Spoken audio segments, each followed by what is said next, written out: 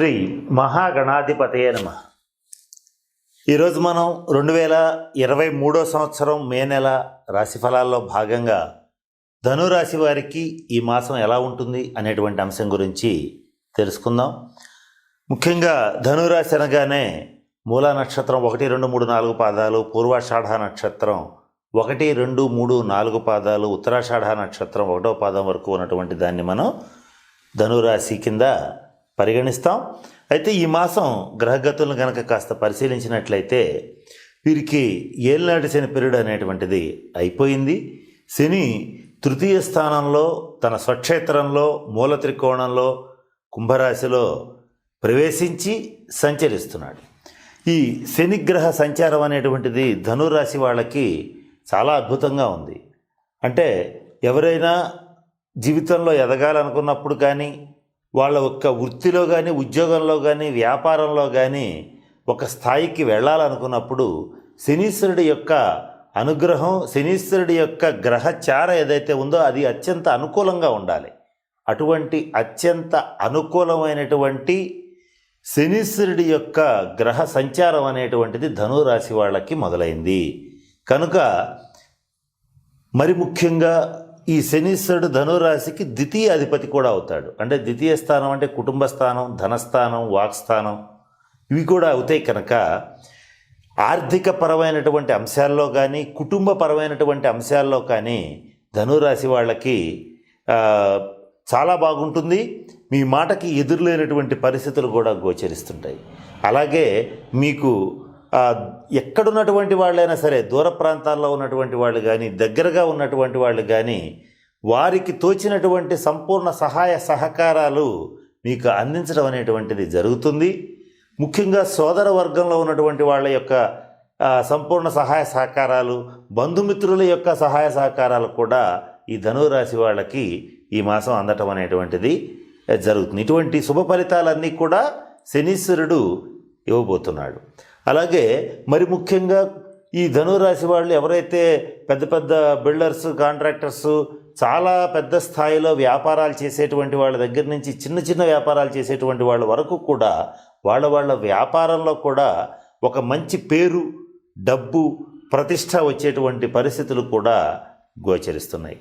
ఇక మరి ముఖ్యంగా ఈ ధనురాశి వారికి పంచమ స్థానంలో మరొక ప్రధాన గ్రహమైనటువంటి గురుడు ఈ మేషరాశిలో సంచరించడం అనేటువంటిది జరుగుతోంది. ఎవరైతే ఈ ధనురాశిలో ఉన్నటువంటి వాళ్ళు వాళ్ళ యొక్క పిల్లల ఉజ్వలమైన భవిష్యత్తు కోసం కలలు కంటూ ఉంటారో వాళ్ళ యొక్క భవిష్యత్తు దివ్యంగా ఉంటుంది. ఈ గురుగ్రహ సంచారం అనేటువంటిది అంత అద్భుతంగా పనిచేస్తుంది. మరి ముఖ్యంగా ధనురాశి వారికి పుత్ర సంతానం విషయంలో తప్పకుండా ఒక శుభవార్త వినడం కానీ, అలాగే వాళ్ళ యొక్క అభివృద్ధిని చూసి సంతోషపడటం కానీ జరుగుతుంది.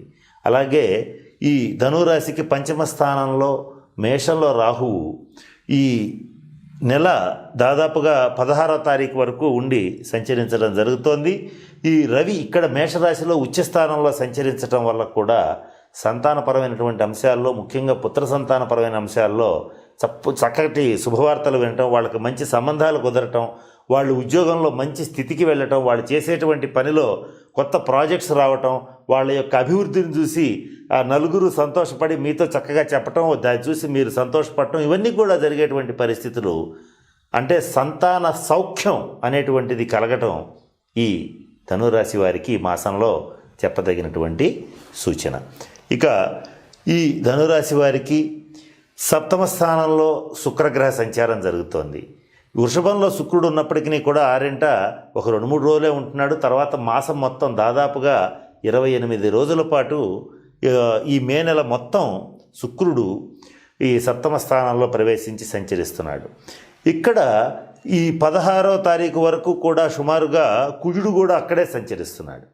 ఈ ధనురాశికి ఈ కుజ శుక్రుల కలయిక ఏదైతే సప్తమ స్థానంలో జరుగుతుందో, అంటే మే నెల ప్రథమార్థం అంటే ఫస్ట్ హాఫ్, అంటే 1 నుంచి సుమారుగా 15-16 తారీఖుల వరకు ఏదైతే ఉంటుందో ఈ సమయంలో మాత్రం జీవిత భాగస్వామితో కొంచెం భేదాభిప్రాయాలు రావటం, లేదంటే జీవిత భాగస్వామి యొక్క ఆరోగ్యం కొంత కుంటుపడటం, జీవిత భాగస్వామి విషయంలో కొంత ఆందోళనకు గురి కావడం అనేటువంటిది జరుగుతుంది.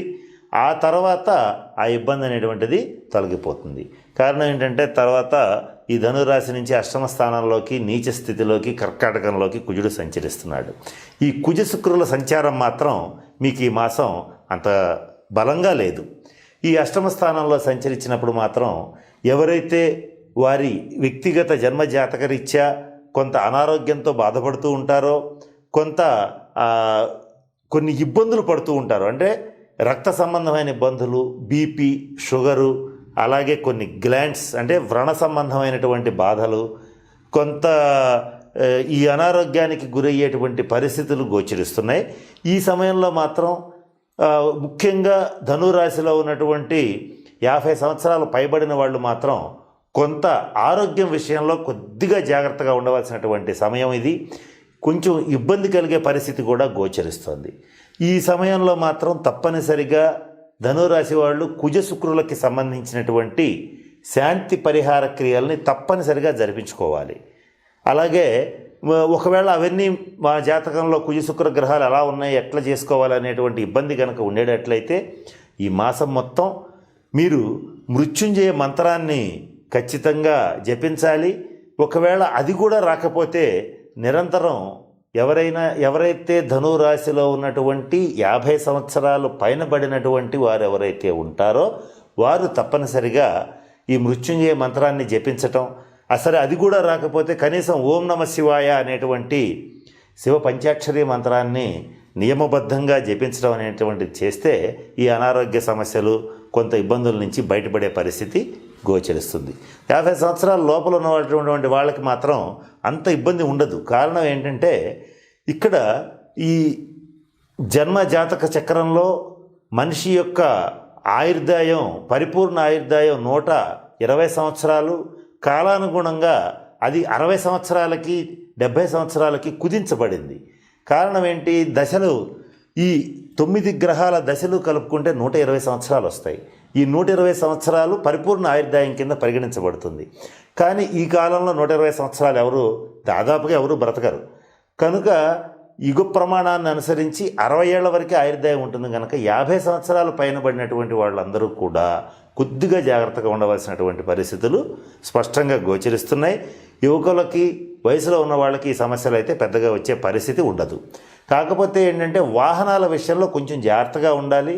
ఈ ధనురాశి యువకులు ఎవరైతే ఉంటారో వాళ్ళు ప్రత్యేకించి ఈ స్నేక్ డ్రైవింగ్, ర్యాష్ డ్రైవింగ్ అనేటువంటివి చేయకూడదు.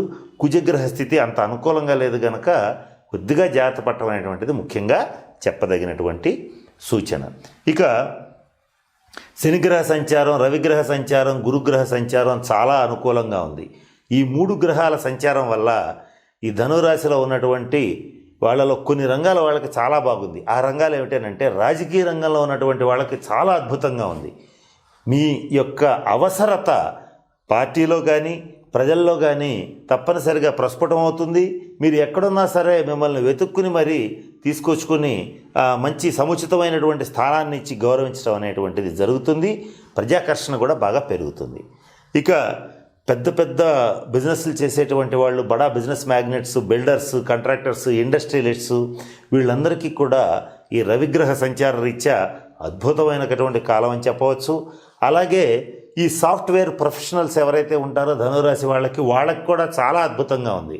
మీ యొక్క ఉద్యోగం స్థిరత్వం ఏర్పడటం, ఉద్యోగంలో మంచి స్థితికి చేరగలగటం, మీరు అనుకున్నటువంటి ప్యాకేజ్ లభించటం, ఇవన్నీ కూడా మీకు అనుకూలంగా ఉన్నాయి. ఈ రంగం వాళ్ళకు కూడా ఈ రవి, శని, గురుగ్రహాల సంచారం వల్ల మంచి శుభ ఫలితాలు ఏర్పడుతున్నాయి. ఇక మరి ఎవరికి బాగాలేదు అని అంటే, మరి ముఖ్యంగా ఎవరైతే ప్రైవేట్ జాబ్స్ చేస్తూ ఉంటారో, అలాగే కమిషన్ బిజినెస్ చేస్తూ ఉంటారో, ఎవరైతే స్పెక్యులేషన్స్ అంటే షేర్ మార్కెట్స్, స్టాక్ మార్కెట్స్, వీటికి సంబంధించినటువంటి వ్యాపారాలు చేస్తూ ఉంటారో వాళ్ళకి మాత్రం కొంత వ్యతిరేకంగా ఉంది. వీళ్ళకి అనుకూలమైన ఫలితాలు అయితే ఈ మాసం గోచరించడం లేదు. ఇక మరి ముఖ్యంగా చెప్పాలంటే ఈ వ్యాపార భాగస్వాములు ఎవరైతే ఉంటారో, అంటే భాగస్వామ్య వ్యాపారాలు, పార్ట్నర్షిప్తో కూడినటువంటి వ్యాపారాలు చేసేటువంటి వాళ్ళకు కూడా ఈ మాసం కొంచెం జాగ్రత్తగా ఉండాలి. వ్యాపార భాగస్వాములతో కొంత భేదాభిప్రాయాలు వచ్చే అవకాశం ఉంటుంది. అటువంటివి రాకుండా ముందుగా జాగ్రత్త పడండి. ఏదన్నా ఉన్నా కూర్చోబెట్టి మాట్లాడేటట్లయితే ఈ ఇబ్బందులు అనేటువంటివి తొలగిపోతాయి. మరి ఇంకొకళ్ళకి ఎవరికి బాగాలేదు అని అంటే, ఎవరైతే కోర్టు కేసులు మధ్యవర్తి పరిష్కారాల కోసం ప్రయత్నం చేస్తుంటారో వాళ్ళకి ఈ మాసం అంత అనుకూలంగా లేదు. వాళ్ళకి సమాజంలో పెద్ద మనుషులు అనబడేటువంటి వాళ్ళు చెబితే ధర్మం చెప్పాలి, న్యాయం చెప్పాలి, లేకపోతే మాట్లాడకుండా మౌనంగా ఉండాలి. కానీ మీ విషయంలో మాత్రం అన్యాయమైనటువంటి తీర్పులు ఇవ్వటం, అలాగే అన్యాయమని తెలిసి కూడా తీర్పులు ఇవ్వటం, ఇటువంటి పనికిమాలిన పనులు చేసేటువంటి పరిస్థితి ఉంటుంది. కానీ మీకు సహజ సిద్ధంగానే గురుబలం, ముఖ్యంగా దైవబలం అధికంగా ఉండడం వల్ల వాళ్ళు ఎటువంటి తీర్పులు ఇచ్చినా కూడా అంతిమంగా విజయం మీదే అయ్యేటువంటి పరిస్థితులు కూడా సుస్పష్టంగా గోచరిస్తున్నాయి. లాభస్థానంలో కేతువు, పంచమ స్థానంలో రాహువు ప్రవేశించి సంచరించడం అనేటువంటిది జరుగుతోంది. ఈ మాసం మొత్తం అలాగే ఉంటుంది. రాహుకేతువుల సంచారం కూడా అనుకూలంగానే ఉంది. ఇక మరి ముఖ్యంగా చెప్పాలంటే సాధారణంగానే ఈ ధనురాశి వాళ్ళకి కొంత ధైర్య సాహసాలు ఎక్కువగా ఉంటాయి. అటువంటి స్థితిలో ఎవరు ఏం చెప్పినా కూడా తొందరగా లెక్క చేయని పరిస్థితి ఉంటుంది. అంటే మీ యొక్క ఆత్మవిశ్వాసం రీత్యా కానీ, మీరు అనుకున్నటువంటి అంశాలు నిజమని మనస్ఫూర్తిగా నమ్మితేనే చేస్తారు కనుక అటువంటి మంచి సెల్ఫ్ కాన్ఫిడెన్స్ రీత్యా కానీ కొన్ని విషయాల్లో మరీ మూర్ఖంగా ముందుకు వెళ్ళేటువంటి పరిస్థితి ఉంటుంది. అప్పుడు మాత్రం కొంత ఆర్థికపరమైన అంశాల్లో దెబ్బతినే పరిస్థితి ఉంటుంది. అది కూడా ఈ మాసంలో ద్వితీయార్థంలో అంటే మే నెల 16వ తారీఖు నుంచి కొంత అనవసరమైనటువంటి ధైర్య సాహసాలు ప్రదర్శించడం వల్ల కానీ, అనవసరమైనటువంటి స్టేట్మెంట్స్ ఇవ్వడం వల్ల కానీ, అనవసరమైనటువంటి వాగ్వివాదాలు జోలికి పోవడం వల్ల కొంత ఆర్థికపరమైనటువంటి నష్టాలు, ఇబ్బందులు కలుగుతాయి. కనుక ప్రయత్నపూర్వకంగా అట్లాంటి పనులు చేయకుండా ఉండటం అనేటువంటిది మరి ముఖ్యంగా ఈ ధనురాశి వాళ్ళకి చెప్పదగినటువంటి సూచన. ఇక ఈ మాసం అన్ని పనులు చక్కగా సమర్థవంతంగా పూర్తి చేయగలుగుతారు. ప్రతి అంశంలోనూ ముందు చూపుతో వ్యవహరిస్తారు. ఇక ఈ మాసంలో మీ తండ్రి గారికి కానీ, తండ్రి వంటి వారికి కానీ, మీకు కానీ, మీ జీవిత భాగస్వామికి కానీ కొంత అనారోగ్య సూచనలు గోచరిస్తున్నాయి. అంటే కుటుంబంలో ఒకళ్ళకి కొంత అనారోగ్య సూచనలు గోచరిస్తున్నాయి. అటువంటివి సంభవించినప్పుడు మాత్రం తప్పనిసరిగా మృత్యుంజయ మంత్రాన్ని జపించండి. మీకు చేత కాకపోతే మీ దగ్గరలో ఉన్నటువంటి ఒక పంతులు గారిని ఎవరినన్నా తీసుకుని వాళ్ళ సహాయ సహకారాలతో జపింపు చేసుకునేది ఆ ఇబ్బందులు అనేటువంటివి తప్పనిసరిగా తొలగిపోతాయి. ఇక ఈ మాసం ధనురాశి వాళ్ళకి చెప్పదగినటువంటి మరొక ముఖ్యమైన సూచన ఏంటంటే, సహజంగానే నీతిగా, నిజాయితీగా, ధైర్యంగా చెప్పదలుచుకున్నటువంటి మాటని సమాజం యొక్క పోకడలని లెక్క చేయకుండా చెప్పేటువంటి దమ్ము, ధైర్యం ఉన్నటువంటి ధనురాశి వాళ్ళు లౌకికుల చేతిలో ఓడిపోయే పరిస్థితి ఉంది. అంటే లౌక్యం తక్కువగా ఉంటుంది. లౌక్యం అంటే అదేదో గతంలో ఎవరో చెప్పినట్లుగా లౌక్యం అంటే మోసం, మోసం అంటే లౌక్యం అన్నట్లుగా ఈ మోసపూరితమైన మనస్తత్వం ఉన్న వాళ్ళ చేతిలో ఓడిపోయే పరిస్థితులు ఉంటాయి. కనుక ఈ లౌక్యం అనేటువంటిది అలవాటు చేసుకోండి. మీకు అలవాటు కనుక కాకపోతే కనీసం ఆ లౌకికుల నుంచి కొంచెం దూరంగా ఉండటమన్నా కూడా ప్రాక్టీస్ చేయండి. ఇటువంటిది మాత్రం ఈ మాసంలో ధనురాశి వాళ్ళకి చెప్పదగిన సూచన. ధనురాశి వారికి కలిసి వచ్చేటువంటి వారం గురువారం. అదృష్ట సంఖ్య 3. అంటే ఈ మాసంలో ప్రతి గురువారం నాడు కానీ 3, 12, 21, 30వ తారీఖుల్లో కానీ ముఖ్యమైన పనులు చేపట్టడం, అలాగే ముఖ్యమైన ప్రయాణాలు చేయటం, అట్లాగే సమాజంలో ఎవరైనా సరే ముఖ్యమైన వ్యక్తుల్ని కలవాలనుకున్నప్పుడు ఈ రోజుల్లో కనుక చేసేటట్లయితే అనుకూలమైనటువంటి ఫలితాలు ఉంటాయి. అదృష్టాన్ని ఇచ్చేటువంటి రంగు పసుపు రంగు. అంటే గోల్డ్ కలర్, పసుపు రంగు వర్ణాలకి సంబంధించినటువంటి దుస్తులు ధరించడం కానీ చేసేటట్లయితే శుభ ఫలితాలను పొందుతారు. మీరు కొనుగోలు చేసేటువంటి గృహ వాహనాలు కూడా ఇలాగే గోల్డ్ కలర్ ఉండేటట్లుగా చూసుకోండి. లేకపోతే కనీసం బిస్కెట్ కలర్ ఉండేటట్లుగా చూసుకునేటట్లయితే మంచి శుభ ఫలితాలు ఉంటాయి. ఆ వాహనాల వల్ల మీకు మంచి లాభం ఉంటుంది. ఇక మీకు వ్యతిరేకంగా ఉండేటువంటి సంఖ్య 6, వ్యతిరేకంగా ఉండేటువంటి వారం శుక్రవారం. కనుక ఏమైనా ముఖ్యమైన నిర్ణయాలు తీసుకోవాలనుకున్నప్పుడు శుక్రవారం నిర్ణయాలు తీసుకోవద్దు. అలాగే మీకు మీ బండి యొక్క టోటల్ కానీ మీ సెల్ ఫోన్ టోటల్ కానీ 6 రాకుండా చూసుకోండి, 3 వచ్చేటట్లుగా చూసుకోండి. 6 రాకుండా చూసుకోండి, 3 వచ్చేటట్లుగా చూసుకునేటట్లయితే మీకు అవి అదృష్టాన్ని తెచ్చిపెడతాయి.